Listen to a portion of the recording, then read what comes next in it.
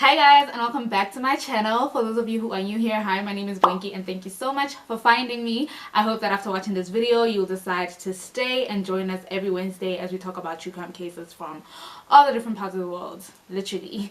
Today we're going to be handling or talking about a South African case that took place in 2019. Today's video is going to be a rather short one. Not that I wanted it to be short. I really tried my best to find information on the internet, but there's just not that much information, and I think that needs to change. But anyways, today we're going to be talking about the case of Naledi Lethoba.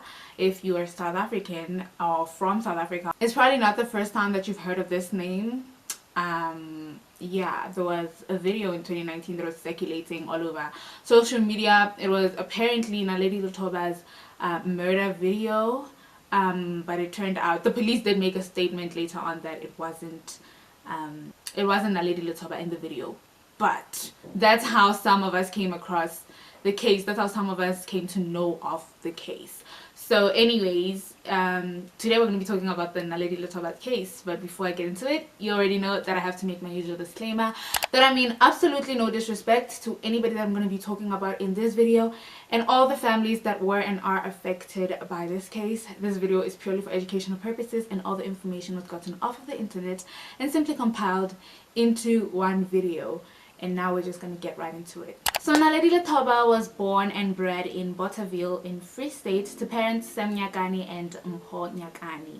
She was described as a good person and just a considerate person who loved food, beauty and clothes. Her mother said that Naledi loved modeling around the house. You know, she'd put on her clothes and then model around the house and then take some selfies, change clothes, repeat. You know, she just loved putting on clothes and modeling for them around the house. When Naledi matriculated from high school, her mother asked her if she would like to take a gap year, and Naledi refused, saying that she wanted to further her studies so that she could be able to change or rather improve the situation at home. Naledi was just that person that was always thinking about her family and how she could improve their home life. In 2019, Naledi was a second-year management student at Goldfields TVET College in Welkom, but even though she was a little bit far from home, she was always communicating with her parents. She would always just, you know, update them, give them daily updates about her lives. On the 18th of May 2019, Naledi's parents told her that they had to go to a church service the following day in Pretoria and that they wanted Naledi to come with them.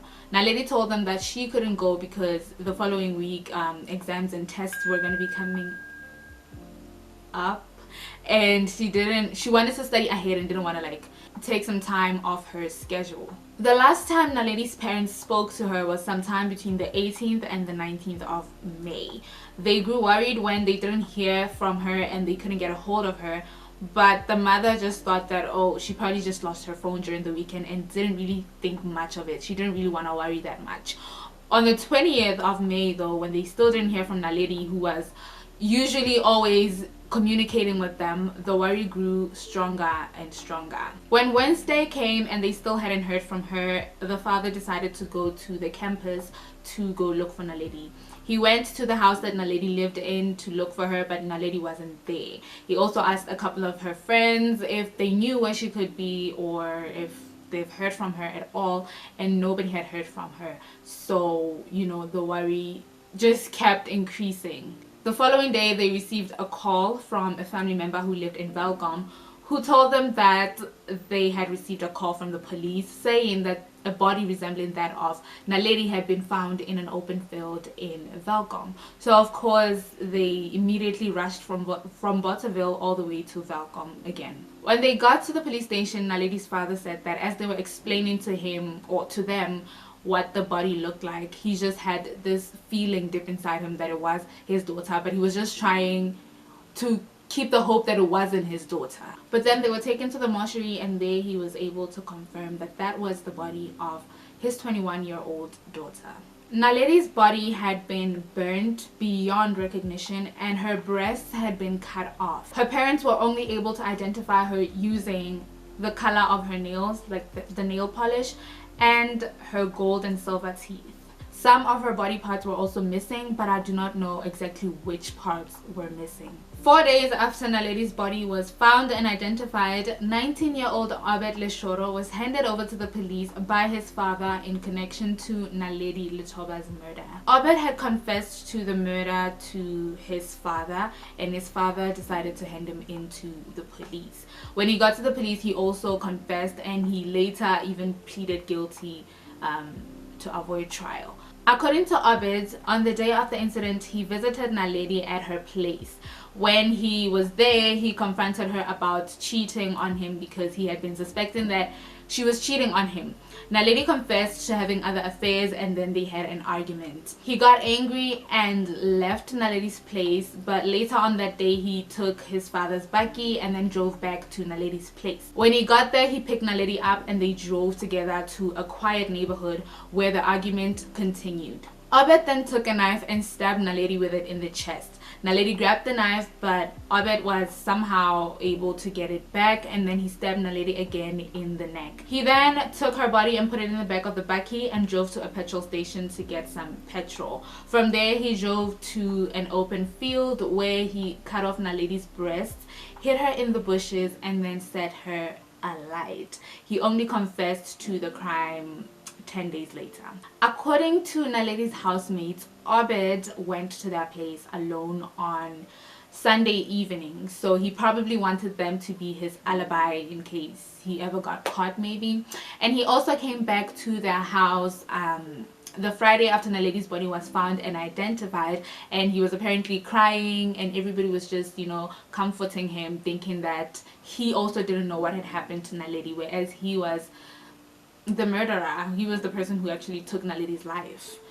Obed Leshoro pleaded guilty, as I had said, and so he was sentenced to 15 years imprisonment. I personally don't think 15 years is enough, considering how he not only killed Naledi, he also mutilated her and then burnt her body, and he went back to the place. He was just, I don't know, I just think it's not enough. It's not enough considering the gruesome nature of Naledi's murder. I feel like the South African justice system failed Naledi, and not only did it fail her, it failed her family as well as all the other women in South Africa. I feel like the justice system, there was really no justice in this case.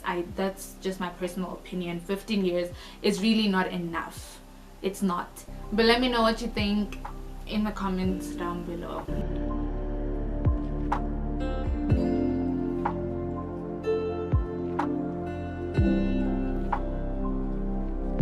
And we've reached the end of today's very short video. If you found this video informative, please leave a like down below, and also don't forget to comment your case suggestions in the comment section. And if you haven't already, please subscribe to my channel and turn on your post notifications so that you get notified each time I post a new upload. And with that being said, that's it from me. I'll see you guys in my next one.